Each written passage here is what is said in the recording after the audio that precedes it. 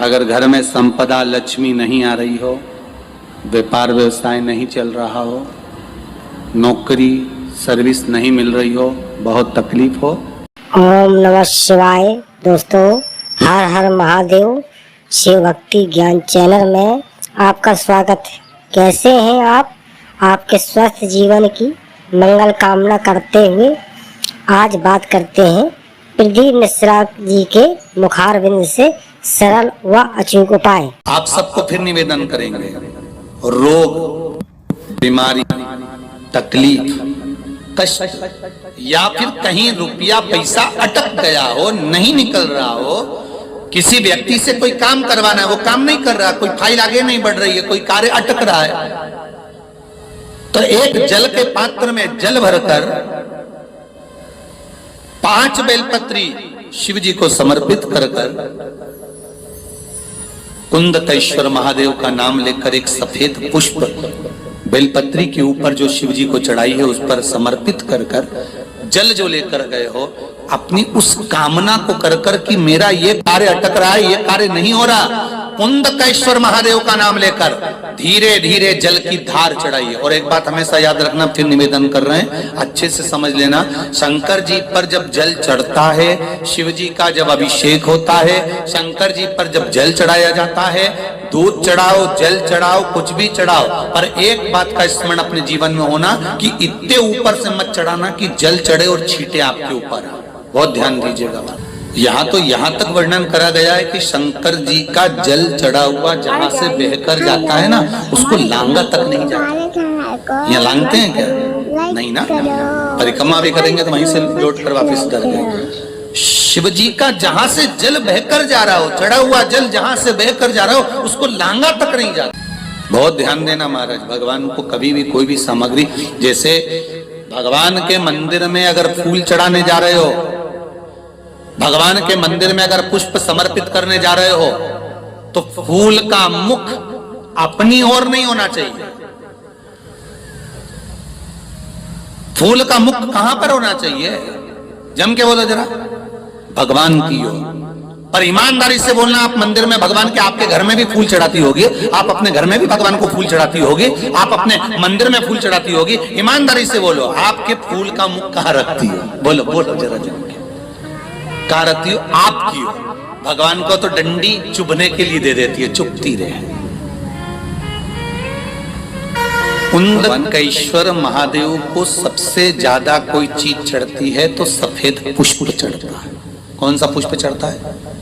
जम के बोलिए जरा, सफेद पुष्प। और बहुत अच्छे से ध्यान रखिएगा, कभी आपको अगर मौका मिले जीवन में और आपके यहाँ अगर सफेद फूल ज्यादा आ जाता हो, तो 12 महीने शिवरात्रि आती है 12 महीने शिवरात्रि आती है। आप किसी कामना से अगर शंकर जी की आराधना कर रहे हैं या आप शिवरात्रि पर व्रत करें ना करें, 12 महीने शिवरात्रि आती है। आप प्रयास करना, एक कामना कर शंकर जी के शिवलिंग का और शंकर जी की जो जलाधारी है उसका शाम के समय, प्रदोष के समय पर, शिवरात्रि के दिन सफेद पुष्प की पंखड़ियों से शिव का श्रृंगार करना प्रारंभ कर दीजिए। जिस मंदिर में कोई नहीं जाए उस मंदिर में जाकर आप शिव का श्रृंगार करिए, श्रृंगार करो। आप दूसरा सोमवार आएगा, दूसरा शिवरात्रि आएगी ना, दूसरी महीने की जब शिवरात्रि आएगी, तो आपको मालूम पड़ेगा कि आपने शंकर का जो पुष्प का श्रृंगार करा था, श्वेत पुष्प की पत्तियों का, सफेद फूल की पत्तियों का, कुंदकेश्वर महादेव के नाम से जो श्रृंगार करा था, उसका लाभ क्या हुआ? प्रयास करा करो। अगर घर में संपदा लक्ष्मी नहीं आ रही हो, व्यापार व्यवसाय नहीं चल रहा हो, नौकरी सर्विस नहीं मिल रही हो, बहुत तकलीफ हो, 7 बेलपत्री केसर को घिसकर चंदन बनाकर बेलपत्री पर बीच वाली पत्ती पर ओम लिखना है। दोनों पत्तियों पर भी एक आद्यशक्ति जगदम्बा के नाम की केसर की बिंदी लगाना है, दूसरे में श्री गणेश रिद्धि सिद्धि के नाम की बिंदी लगाना, शिव जी पर समर्पित करते जाना। शंकर को चढ़ाते जाओ। सोमवार की अष्टमी के दिन भगवान शंकर को बेलपत्र समर्पित जरूर करना चाहिए, वो भी शाम के समय पर। आप लोग तो जानते होंगे कि सोमवार की जो अष्टमी होती है शंकर और पार्वती के मिलन का दिन होता है। किसके मिलन का है? जम के बोलिए। शिव और पार्वती के मिलन का दिन होता है सोमवार की अष्टमी का दिन। साल भर में लगभग 4 या 5 सोमवार की अष्टमी पड़ती है, इससे ज्यादा नहीं पड़ती। शिव और पार्वती के मिलन का दिन होता है सोमवार की अष्टमी। इसमें मां जगतजननी जगदम्बा अपनी 64 योगिनियों को लेकर शंकर भगवान के सामने नृत्य करती है जब सोमवार की अष्टमी पड़ती। जैसे शिवरात्रि का महत्व होता है उसी तरह सोमवार की अष्टमी का महत्व होता है। जब इन 64 योगिनियों को ले जाकर शिव को समर्पित करती है, शंकर भगवान की कथा कहती है सोमवार की अष्टमी पड़ने वाले दिन अगर बेलपत्र पर केसर का भाग लगाकर, ओम लिखकर केसर का ही तिलक लगाकर मां आदिशक्ति गणेश जी रिद्धि सिद्धि के नाम से 7 बेलपत्र शिव को समर्पित कर लाल वस्त्र में उसको बांधकर, जिसका व्यापार व्यवसाय या नौकरी सर्विस नहीं हो, बहुत कष्ट चल रहा हो, बहुत जिंदगी में दुख चल रहा हो, उसको 2-1 महीना रख कर देखो, बाबा लाइन लगा देगा आपकी संपदा की ओर, आपका हाथ पकड़ देगा। क्यों? 3 चीजें हमें किसी की नहीं चाहिए। एक पांव की चप्पल, ना जाने किसका काल मंडरा रहा था, ना जाने किसकी काल चल रहा था, ना जाने कौन सा बेकार ग्रह चल रहा था, और किसी की पड़ी हुई चप्पल तुम लेकर चले गए, वो काल तुम्हारे माथे पर चढ़ गया। तुमने सोचा ये चप्पल जब से पहनी है तकलीफ आ रही है, तो तुमने घर के दरवाजे पर रख दी, तो भी वो काल नहीं टला, काल नहीं टला।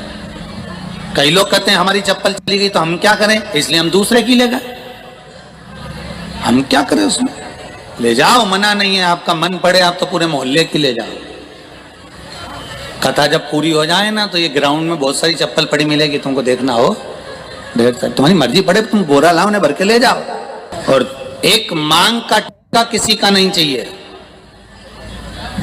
ना जाने कौन सी घड़ी में कौन से पल उसकी मांग से नीचे उतरा था, और वो घड़ी और पल में कहीं हमारा ना उतर जाए। हमें किसी का मांग का टीका नहीं चाहिए, हमें नहीं चाहिए। हमें किसी की चप्पल भी नहीं चाहिए, और एक किसी का, जम के बोलिए जरा, छाता। किसी से ये मत कहना कि पानी गिर रहा है जरा वहां छाता देना, मैं बाद में भेज दूंगी। वो छाता लेकर आप घर चले गए, छाते में, चप्पल में, इसमें काल का प्रभाव है। इसलिए कोई जब मरता है या कोई उद्यापन करते हैं हम, तो उसमें पद जो दिया जाता है, उस पद में चप्पल, छाता, ये बहुत जरूरी चीज है। बोलो देते कि नहीं देते? पद में चप्पल और छाता जरूर जाता है। नहीं तो सोचो ये चप्पल और छाते का क्या काम था साहब, जब मरने के बाद ये चप्पल छाता दिया ने, उद्यापन करो तो चप्पल छाता, तो इसमें काल रहता है। कदम चलकर हम शंकर के मंदिर तक, शिवालय तक पहुंचते हैं, भगवान शंकर के शिवलिंग तक, शिवालय तक पहुंचते हैं। जैसे गंगा का जल लेकर नीलकंठ तक जाते हैं, गंगा का जल लेकर वेदनाथ जी तक जाते हैं, गंगा का जल लेकर काशी विश्वनाथ तक जाते हैं, छिपरा का जल लेकर महाकाल तक जाते हैं, नर्मदा का जल लेकर ओमकार तक जाते हैं। वैसा ही पुण्य अपने घर से एक जल का पात्र लेकर जब शिव जी को चढ़ाते हैं, तो वह पुण्य हमारे खाते में लिखाते चले जाता है। वो पुण्य हमारे, हम आशा करते हैं कि भगवान शिव आपकी सभी मनोकामना पूर्ण करें। इस उपाय को करना ना भूलें। आज बस इतना ही, फिर मिलते हैं नेक्स्ट वीडियो में। दोस्तों वीडियो अच्छी लगी हो तो सब्सक्राइब और लाइक जरूर करें। ओम नमः शिवाय दोस्तों।